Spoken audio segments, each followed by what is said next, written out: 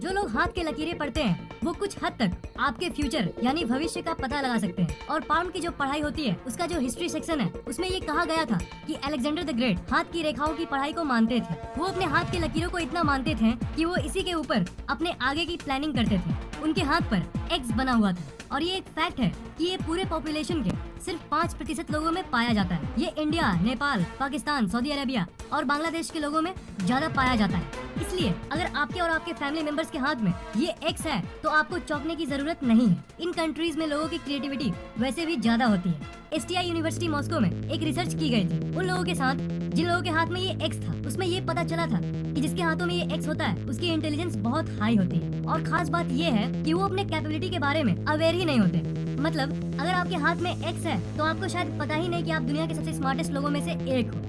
तो आपको शायद पता ही नहीं कि आप दुनिया के सबसे बुद्धिमान इंसानों में से एक हो। ये अलग बात है कि इसे आप हर सेकंड फील नहीं कर पा रहे हो। आपको पता ही नहीं कि आप क्या क्या कर सकते हो। आप बाकी लोगों से ज्यादा लकी हो। अगर आपके एक हाथ में एक्स है तो आप इंटेलिजेंट हो, पर अगर आपके दोनों हाथ में एक्स है तब आप लिटरली एक जीनियस हो। अलेक्जेंडर द ग्रेट के साथ साथ और कई महान लोगों के हाथ में ये एक्स था। अब्राहम लिंकन उनमें से एक थे। अगर आपके हाथ में एक्स है तब आप जान लो आपके अंदर कितनी शक्ति है ना, वो आप सोच भी नहीं सकते।